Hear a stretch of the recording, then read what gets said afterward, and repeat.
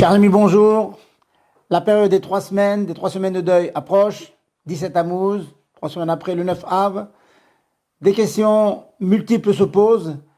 La plus classique cette année, 2018 et la suivante, le 17 Tammuz et le 9 Av, tombe Shabbat, donc sont repoussés. Le Ta'anit, le jeûne, est repoussé à dimanche. Que fait-on le jour du jeûne du 9 Av repoussé au 10 Av, c'est-à-dire dimanche? Dans la mesure où ce jeûne est repoussé, n'est pas à sa date prévue, n'est pas samedi, impossible samedi, c'est que dimanche, il y a une certaine akala. Il y a des permissions plus grandes que dans le 9 Av classique, qui sont les suivantes. Dans la mesure où il est repoussé, ce jeûne prend la gravité des autres jeûnes de l'année, comme le 17 Tammuz ou le Tzom Gedalia. Cela veut dire la chose suivante.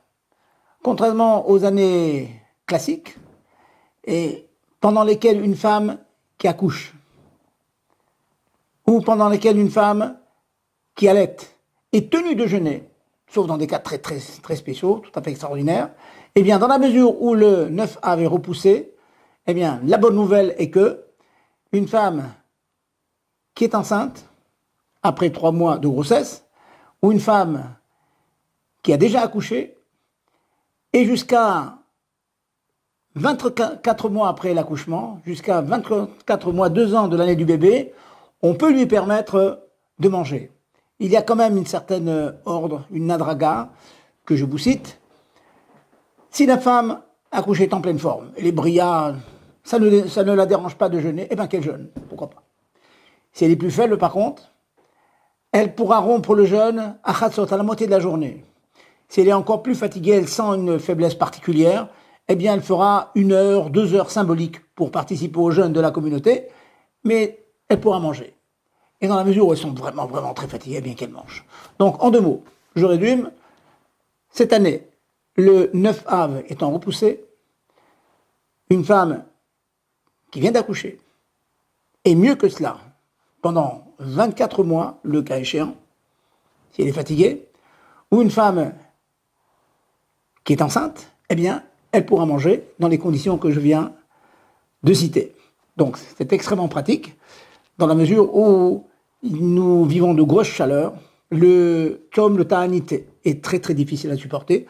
Donc, que les femmes qui sont sur le point d'accoucher et qui ont déjà accouché, eh bien, se rassurent, elles pourront manger dès qu'elles en auront besoin. J'élargis le débat. Une femme me dit qu'elle est en pleine forme, mais qu'elle sait, l'expérience lui a montré que l'absence de boisson, d'eau par exemple, eh bien peut malheureusement la sécher et puis lui priver du lait salutaire pour le bébé.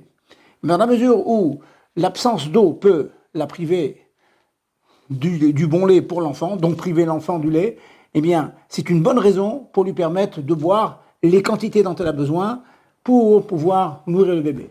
Donc vous voyez que ces années où le Tisha B'Av est repoussé, c'est beaucoup plus facile donc de passer ce jour de Ta'anit. Donc je vous souhaite un bon jeûne, en pleine forme, que vous soyez en bonne santé, plein de briout, et le cas échéant, eh bien, vous mangez.